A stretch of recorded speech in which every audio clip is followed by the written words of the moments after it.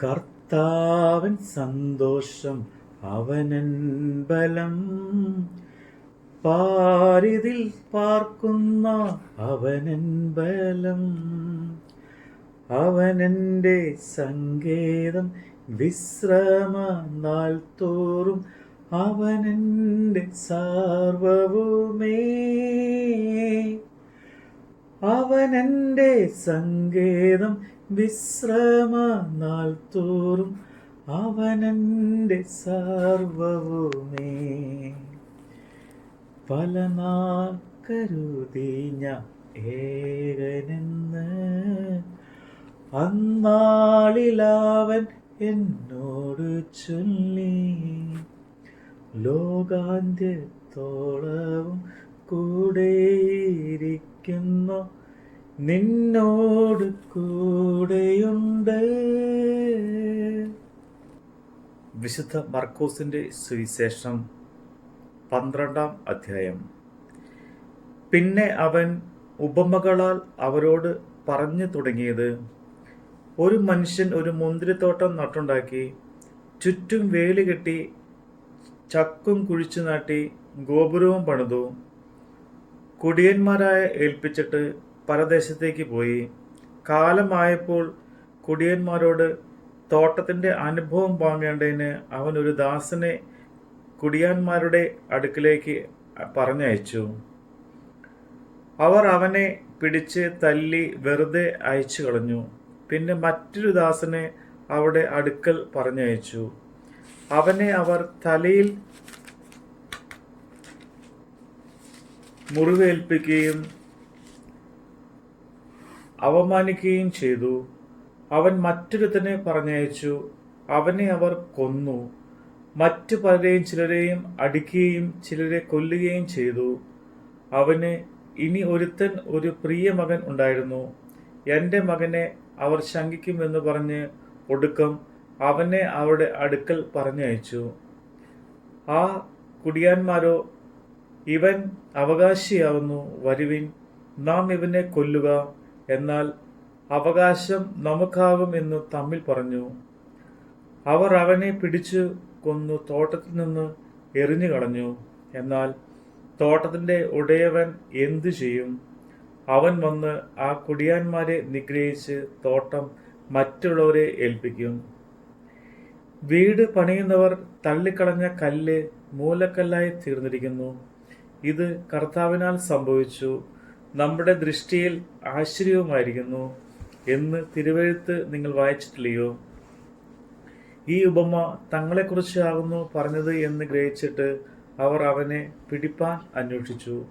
എന്നാൽ പുരുഷാരത്തെ ഭയപ്പെട്ട് അവനെ വിട്ടുപോയി. അനന്തരം അവനെ വാക്കിൽ കുടുക്കുവാൻ വേണ്ടി അവർ പരീശന്മാരിലും ഹെരോദ്യരിലും ചിലരെ അവന്റെ അടുക്കൽ അയച്ചു. അവർ വന്നു, ഗുരു, നീ മനുഷ്യരുടെ മുഖം നോക്കാതെ ദൈവത്തിന്റെ വഴി നേരായി പഠിപ്പിക്കുന്നതുകൊണ്ട് നീ സത്യവാനും ആരെയും ഗണ്യമാക്കാത്തവനും എന്ന് ഞങ്ങൾ അറിയുന്നു. കൈസർക്ക് കരം കൊടുക്കുന്നത് വിഹിതമോ അല്ലയോ? ഞങ്ങൾ കൊടുക്കുകയോ കൊടുക്കാതിരിക്കുകയോ വേണ്ടത് എന്ന് അവനോട് ചോദിച്ചു. അവൻ അവരുടെ കപടം അറിഞ്ഞു. നിങ്ങൾ എന്നെ പരീക്ഷിക്കുന്നത് എന്ത്? ഒരു വെള്ളിക്കാശ് കൊണ്ടുപോയി ഞാൻ കാണട്ടെ എന്ന് പറഞ്ഞു. അവർ കൊണ്ടുവന്നു. ഈ സ്വരൂപവും മേലെഴുത്തും ആരുടേത് എന്ന് അവരോട് ചോദിച്ചതിന് കൈസറുടേത് എന്ന് അവർ പറഞ്ഞു. യേശു അവരോട്, കൈസർക്കുള്ളത് കൈസർക്കും ദൈവത്തിനുള്ളത് ദൈവത്തിനും കൊടുപ്പീൻ എന്ന് പറഞ്ഞു. അവർ അവങ്കൽ വളരെ ആശ്ചര്യപ്പെട്ടു. പുനരുദ്ധാനമില്ല എന്ന് പറയുന്ന സാദുക്യർ അവന്റെ അടുക്കൽ വന്ന് ചോദിച്ചത് എന്നാൽ, ഗുരു, ഒരുത്തന്റെ സഹോദരൻ മക്കളില്ലാതെ മരിച്ചു ഭാര്യ ശേഷിച്ചാൽ ആ ഭാര്യയെ അവന്റെ സഹോദരന്മാർ പരിഗ്രഹിച്ചു. തന്റെ സഹോദരന് സന്തതിയെ ജനിപ്പിക്കണമെന്ന് മോശ എഴുതിയിരിക്കുന്നു. എന്നാൽ 7 സഹോദരന്മാർ ഉണ്ടായിരുന്നു. അവരിൽ മൂത്തവൾ ഒരു സ്ത്രീയെ വിവാഹം കഴിച്ചു, സന്തതിയില്ലാതെ മരിച്ചുപോയി. രണ്ടാമത്തവൾ അവളെ പരിഗ്രഹിച്ചു, സന്തതിയില്ലാതെ മരിച്ചു. മൂന്നാമത്തവനും അങ്ങനെ തന്നെ. 7 സന്തതി ഇല്ലാതെ മരിച്ചു. എല്ലാവർക്കും ഒടുവിൽ സ്ത്രീയും മരിച്ചു. പുനരുദ്ധാനത്തിൽ അവൾ അവരിൽ ഏവന് ഭാര്യയാകും, 7 അവർക്കും ഭാര്യ ആയിരിക്കുമല്ലോ. യേശു അവരോട് പറഞ്ഞത്, നിങ്ങൾ തിരുവെഴുത്തുകളെക്കാളും ദൈവശക്തിയും അറിയായകൊണ്ടല്ലയോ തെറ്റിപ്പോകുന്നത്? മരിച്ചവരിൽ നിന്ന് ഉയർത്തെഴുന്നേൽക്കുമ്പോൾ വിവാഹം കഴിക്കുകയില്ല, വിവാഹത്തിന് കൊടുക്കപ്പെടുകയുമില്ല, സ്വർഗത്തിലെ ദൂതന്മാരെ പോലെയാകും. എന്നാൽ മരിച്ചവർ ഉയർത്തെഴുന്നേൽക്കുന്നതിനെക്കുറിച്ചും മോശയുടെ പുസ്തകത്തിൽ മുൾപ്പറപ്പ് ഭാഗത്ത് ദൈവം അവനോട്, ഞാൻ അബ്രഹാമിൻ്റെ ദൈവവും ഇസ്ഹാക്കിൻ്റെ ദൈവവും യാക്കോബിൻ്റെ ദൈവവും എന്ന് അരുളി ചെയ്ത പ്രകാരം വായിച്ചിട്ടില്ലയോ? അവൻ മരിച്ചവരുടെ ദൈവമല്ല, ജീവനുള്ളവരെ ദൈവമത്രേ. നിങ്ങൾ വളരെ തെറ്റിപ്പോകുന്നു. ശാസ്ത്രിമാരിൽ ഒരുവൻ അടുത്തു വന്ന് അവർ തമ്മിൽ തർക്കിക്കുന്നത് കേട്ട് അവൻ അവരോട് നല്ലവണ്ണം ഉത്തരം പറഞ്ഞ് ബോധിപ്പിച്ചിട്ട്, എല്ലാറ്റിലും മുഖ്യ കൽപ്പന ഏത് എന്ന് അവനോട് ചോദിച്ചു. അതിന് യേശു, എല്ലാറ്റിലും മുഖ്യ കൽപ്പനയോ, ഇസ്രായേലേ കേൾക്ക, നമ്മുടെ ദൈവമായ കർത്താവ് ഏക കർത്താവ്. നിന്റെ ദൈവമായ കർത്താവിനെ നീ പൂർണ്ണ ഹൃദയത്തോടും പൂർണ്ണ ആത്മാവോടും പൂർണ്ണ മനസ്സോടും പൂർണ്ണ ശക്തിയോടും കൂടെ സ്നേഹിക്കണം എന്ന് ആകുന്നു. രണ്ടാമത്തേതോ, കൂട്ടുകാരനെ നിന്നെപ്പോലെ തന്നെ സ്നേഹിക്കണം എന്നത്രേ. ഇവയിൽ വലുതായിട്ട് മറ്റൊരു കൽപ്പനയുമില്ല എന്ന് ഉത്തരം പറഞ്ഞു. ശാസ്ത്രി അവരോട്, നന്ന് ഗുരു, നീ പറഞ്ഞത് സത്യം തന്നെ. ഏകനേ ഉള്ളൂ, അവനല്ലാതെ മറ്റൊരുത്തനുമില്ല.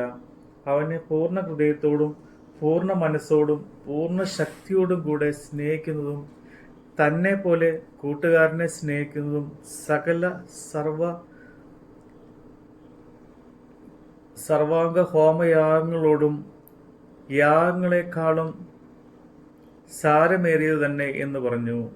അവർ ബുദ്ധിയോട് ഉത്തരം പറഞ്ഞു എന്ന് യേശു കണ്ടിട്ട്, നീ ദൈവരാജ്യത്തോട് അകന്നവനല്ല എന്ന് പറഞ്ഞു. അതിൻ്റെ ശേഷം അവനോട് ആരും ഒന്ന് ചോദിപ്പാൻ തുനിഞ്ഞില്ല. യേശു ദേവാലയത്തിൽ ഉപദേശിച്ചുകൊണ്ട് പറഞ്ഞു തുടങ്ങിയത്, ക്രിസ്തു ദാവീദിന്റെ പുത്രനെന്ന് ശാസ്ത്രിമാർ പറയുന്നത് എങ്ങനെ? കർത്താവ് എൻ്റെ കർത്താവിനോട്, ഞാൻ നിന്റെ ശത്രുക്കളെ നിന്റെ പാദപീഠമാക്കുവോളം എൻ്റെ വലത്തുഭാഗത്തിരിക്കുക എന്ന് അരുളി ചെയ്തു എന്ന് ദാവീദ് താൻ പരിശുദ്ധാത്മാവിൽ പറയുന്നു. ദാവീദ് തന്നെ അവനെ കർത്താവ് എന്ന് പറയുന്നുവല്ലോ. പിന്നെ അവൻ്റെ പുത്രനാകുന്നത് എങ്ങനെ? എന്നാൽ വലിയ പുരുഷാരം അവൻ്റെ വാക്ക് സന്തോഷത്തോടെ കേട്ടുവന്നു. അവൻ തൻ്റെ ഉപദേശത്തിൽ അവരോട്, അങ്കികളോടെ നടക്കുന്നതും അങ്ങാടിയിൽ വന്ദനം, പള്ളിയിൽ മുഖ്യാസനവും അത്താഴത്തിൽ പ്രധാന സ്ഥലവും ഇച്ഛിക്കുന്ന ശാസ്ത്രിമാരെ സൂക്ഷിച്ചുകൊള്ളുവിൻ. അവർ വിധവകളുടെ വീടുകളെ വിഴുങ്ങുകയും ഉപായത്താൽ നീണ്ട പ്രാർത്ഥന കഴിക്കുകയും ചെയ്യുന്നു. അവർക്ക് ഏറ്റവും വലിയ ശിക്ഷാവധി വരും എന്ന് പറഞ്ഞു. പിന്നെ യേശു സ്ത്രീ ഭണ്ഡാരത്തിനു നേരെ ഇരിക്കുമ്പോൾ പുരുഷാരം ഭണ്ഡാരത്തിൽ പണം ഇടുന്നത് നോക്കിക്കൊണ്ടിരുന്നു. ധനവാന്മാർ പലരും വളരെ ഇട്ടു. ദരിദ്രയായ ഒരു വിധവ വന്ന് 1 പൈസയ്ക്ക് ശരിയായ 2 കാശിട്ടു. അപ്പോൾ അവൻ ശിഷ്യന്മാരെ അടുക്കൽ വിളിച്ചു, ഭണ്ഡാരത്തിൽ ഇട്ട എല്ലാവരേക്കാളും ഈ ദരിദ്രയായ വിധവ അധികം ഇട്ടിരിക്കുന്നു എന്ന് ഞാൻ സത്യമായിട്ട് നിങ്ങളോട് പറയുന്നു. എല്ലാവരും തങ്ങളുടെ സമൃദ്ധിയിൽ നിന്നിട്ടു, ഇവളോ തൻ്റെ ഇല്ലായ്മയിൽ നിന്ന് തനിക്കുള്ളതൊക്കെയും തൻ്റെ ഉപജീവനം മുഴുവനും വിട്ടു എന്ന് അവരോട് പറഞ്ഞു. നമ്മുടെ കർത്താവിൻ്റെ വചനമാണ് നമ്മൾ കേട്ടത്. സ്നേഹിതരില്ലെന്ന് കരുതിയ അന്നാളിലവൻ എന്നോട് ചൊല്ലി, നിത്യമാ സ്നേഹത്ത നിന്നെ സ്നേഹിച്ചവൻ നിന്നോട് കൂടെയുണ്ട്. നിത്യമാം സ്നേഹത്ത നിന്നെ സ്നേഹിച്ചവൻ നിന്നോട് കൂടെയുണ്ട്. അസാധ്യമെന്ന് ഞാൻ കരുതിയ അന്നാളിലവൻ എന്നോട് ചൊല്ലി. മനുഷ്യരാൽ അസാധ്യം സാധ്യമാക്കുന്നവൻ നിന്നോട് കൂടെയുണ്ട്. മനുഷ്യരാൽ അസാധ്യം സാധ്യമാക്കുന്നവൻ നിന്നോട് കൂടെയുണ്ട്. കർത്താവൻ സന്തോഷം അവനൻ ബലം. പാരിതിൽ പാർക്കുന്ന അവനൻ ബലം.